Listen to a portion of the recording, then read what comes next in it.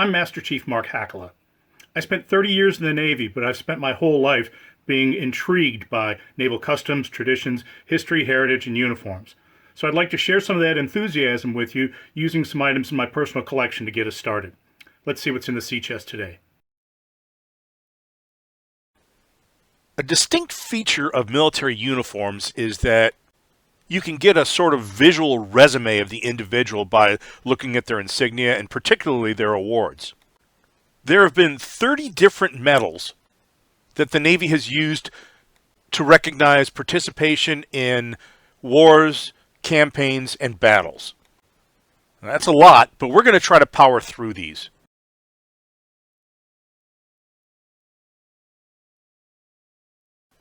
May 1st, 1898. The U.S. Navy Asiatic Squadron, led by Commodore George Dewey, effected one of the most lopsided naval victories in all of history. He completely destroyed the Spanish fleet at Manila Bay in the Philippines and took only one American casualty. Congress was so elated that only a month later, they authorized a commemorative medal to be issued to all the sailors and Marines that took part in this engagement. This was the Battle of Manila Bay Medal, also known as the Dewey Medal because it has a likeness of Dewey on the front. Interestingly enough, when Dewey wore this medal, he wore it with the reverse side forward, so it wasn't showing his face. This is one of only 2 medals that have the recipient's name engraved on the rim. The other is the Sampson Medal.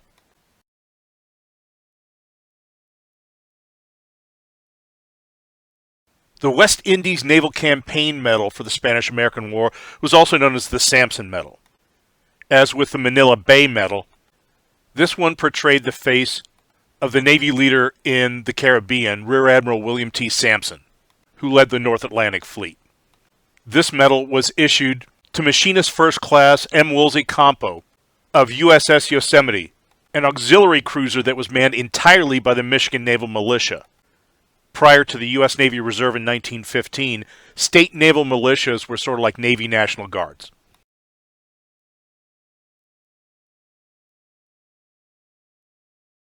In June 1908, Navy Department Special Order No. 81 authorized what they called campaign badges with ribbons to be issued to Navy personnel to commemorate service in various and sundry campaigns. This order also introduced ribbon bars that we wear to this day. The very first of these badges or medals that were authorized were for the Civil War, the Spanish-American War Campaign, the Philippine Campaign, and the China Relief Expedition of 1900. The Civil War Medal was issued to officer and enlisted personnel of the Navy and Marine Corps who had participated between 1861 and 1865 during the Civil War. Now, by this time, 1908, every Civil War vet had to be at least in their 60s, so not a lot of these were handed out directly.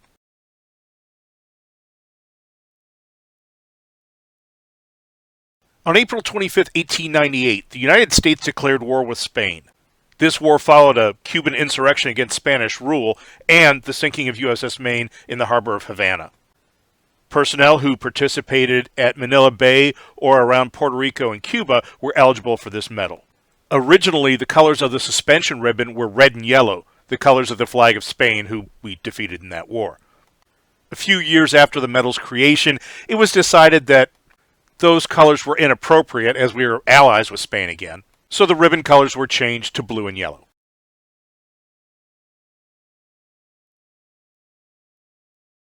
In the Philippines between 1899 and 1901, U.S. forces protected American interests following the war with Spain, and the Philippine Campaign Medal was issued to recognize this.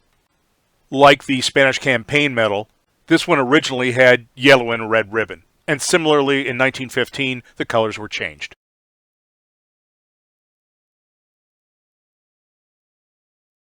(1900) China. Chinese rebels, organized under a name loosely translated as Society of Righteous Harmonious Fists, known in the West as Boxers, took up attacks on foreigners within Peking. An unlikely alliance of powers, including the U.S., Great Britain, Russia, Germany, and Japan, sent troops in to protect their personnel and property.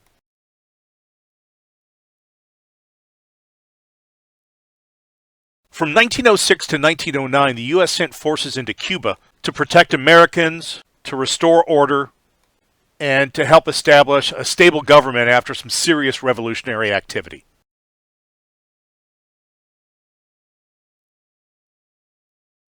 In 1912, U.S. forces went ashore in Nicaragua to protect American lives and interests during an attempted revolution. A small force, serving as a legation guard, remained until 1925.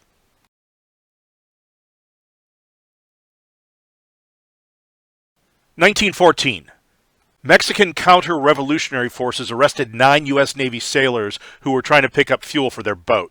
The result was escalating diplomatic tensions between the U.S. and Mexico, which led to the order to land sailors and Marines to take over the Mexican customs house at Veracruz in order to intercept a shipment of arms being sent to the forces loyal to the Mexican dictator. Interesting aside here, the entire naval landing party was ordered to dye their white uniforms in coffee. This is the first time the Navy wore khaki.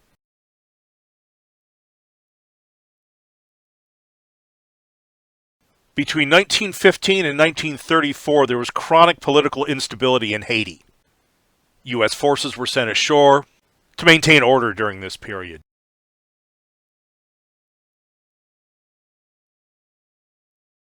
The Dominican Republic, between 1916 and 1924, underwent a period of chronic and threatened insurrection. U.S. forces were sent ashore in order to help maintain stability.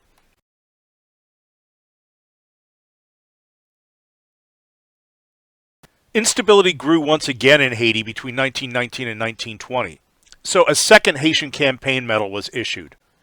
Although the actual medallion was different, the ribbon itself remained the same as the first Haitian campaign medal.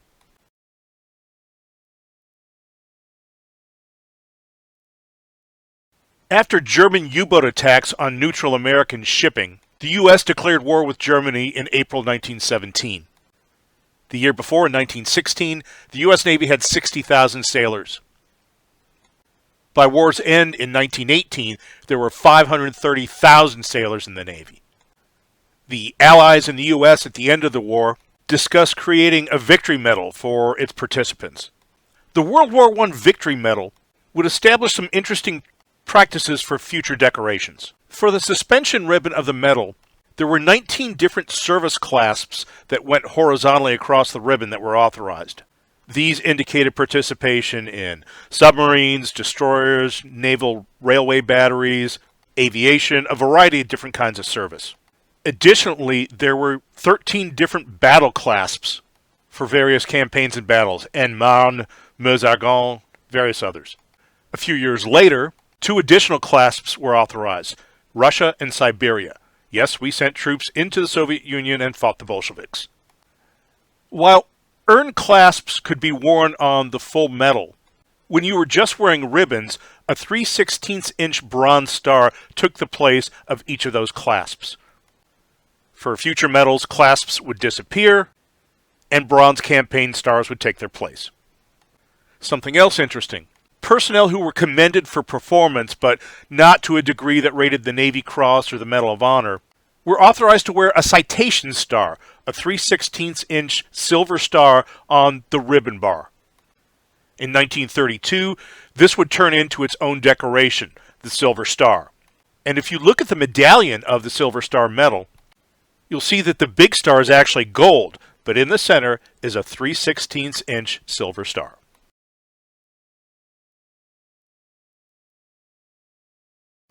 In 1926, a coup d'etat stirred up revolutionary activities in Nicaragua. This led to U.S. forces intervening to protect American lives and interests. U.S. personnel would be there off and on until 1933.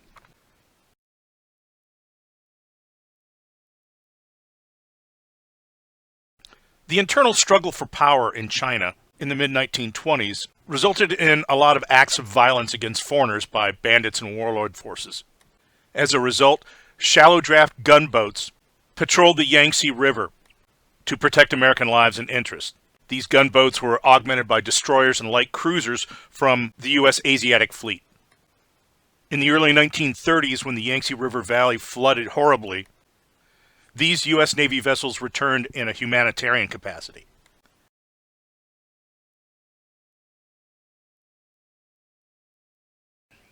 Between 1900 and 2016, there were over 250 instances of the use of force abroad by U.S. forces. Many of these were smaller in scale, involved less personnel, and lasted for shorter periods of time. So the Navy created the Navy Expeditionary Medal as a sort of generic campaign medal for these small incursions. The Navy authorized this medal retroactively all the way back to 1874.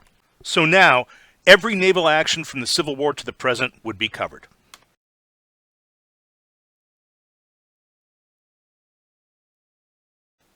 Difficulties were again encountered in China in the late 1930s, and elements of the U.S. Asiatic fleet evacuated American citizens and did what they could to protect their interests. At the same time, Japan was becoming more powerful and trying to exert its influence over China. So U.S. ships were endangered by Japanese aerial bombing and artillery fire. Service by U.S. personnel after World War II to assist China resulted in an extension of the China Service Medal period of eligibility.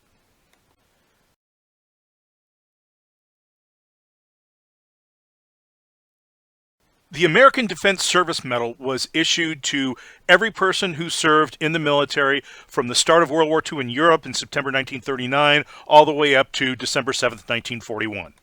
During this time, the U.S. was growing the size of its military in anticipation of becoming involved in the war. As a result, the entire Reserve and National Guard of all the armed forces was recalled to active duty.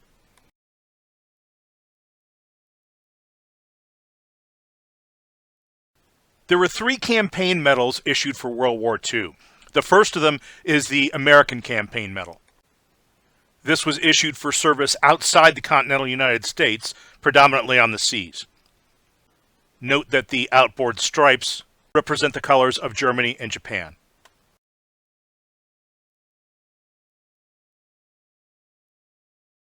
The Asiatic-Pacific Campaign Medal was issued to personnel who served in that theater. There were 43 different campaign and battle periods that could be recognized by bronze stars on the ribbon. You'll notice that the colors of the flanking stripes are those of Japan.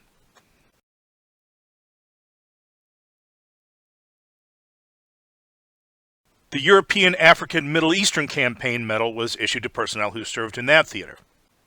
There were 9 campaign and battle periods that could be recognized by a bronze star on this medal. And you see that the flanking stripes represent the colors of Italy and Germany.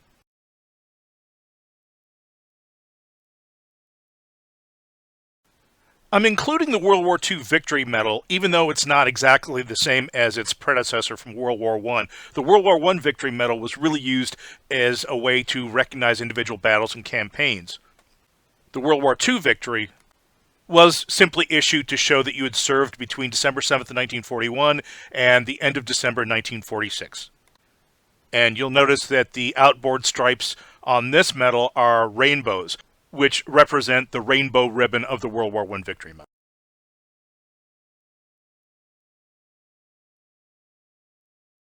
When North Korea invaded South Korea in 1950, the U.S. and other countries sent forces there to operate jointly under the United Nations flag.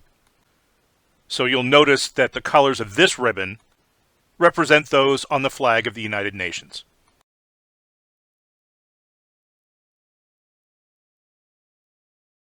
The use of U.S. forces operating jointly in hotspots around the world continued in the second half of the 20th century. In recognition, the Armed Forces Expeditionary Medal was created sort of as the Joint Service Generic Campaign Medal. Among the incidents for its use were Lebanon in 1958, the Cuban Missile Crisis in 1962, operations in the Dominican Republic in 65 and 66, the early phase of Vietnam from 1958 to 65, Grenada, Panama, Somalia, Haiti, Libya, and the Persian Gulf. Here's a picture of me in mustache and glasses, earning my Armed Forces Expeditionary Medal during a firefight in Beirut in 1983.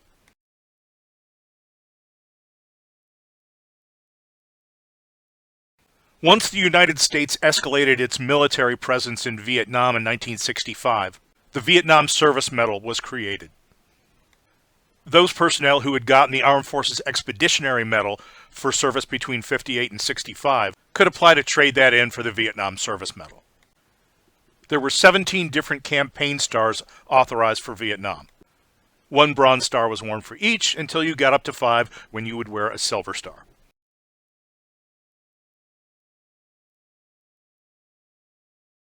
In 1990, Iraq invaded and annexed the country of Kuwait.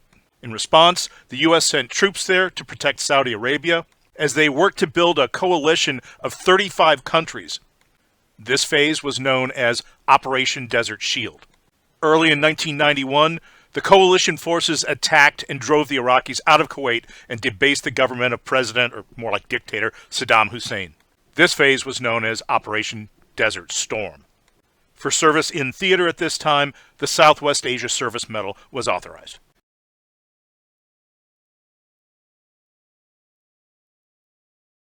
Instability, fighting, and ethnic cleansing in the former Yugoslavia prompted the U.S. to send military forces as part of the NATO-led Kosovo Security Force. The Kosovo Campaign Medal covered service in Serbia, including Kosovo, Montenegro, Albania, Macedonia, and the waters and airspace of the Adriatic Sea within 12 nautical miles of Montenegro, Albania, and Croatia.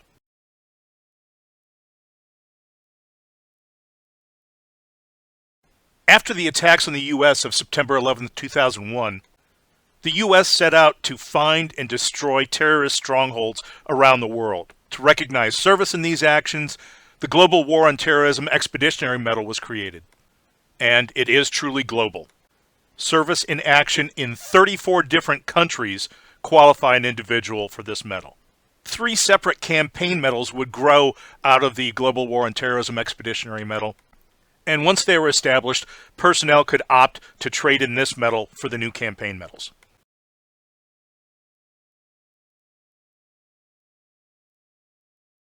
Barely a month after the 9/11 attacks, the U.S. sent troops into Afghanistan for combat action against al-Qaeda and the Taliban. For this service, the Afghanistan Campaign Medal was created. Again, earlier actions in Afghanistan had been recognized by the Global War on Terrorism Expeditionary Medal, but now it had its own campaign. 6 separate phases of this campaign are recognized.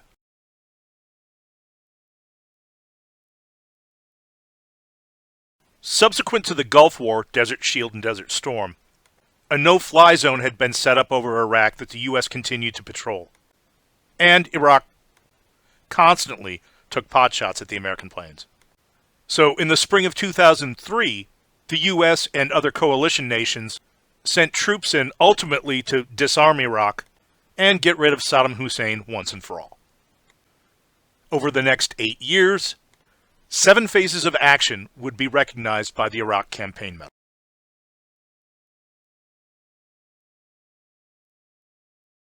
Service in Iraq, Syria, or contiguous waters or airspace starting in 2014 would be recognized by the Inherent Resolve Campaign Medal. Prior to this, service in these areas was recognized by the Global War on Terrorism Expeditionary Medal. So, as with the Iraq and Afghanistan campaign medals, one could choose to exchange the GWAT Expeditionary Medal for the Inherent Resolve Campaign Medal.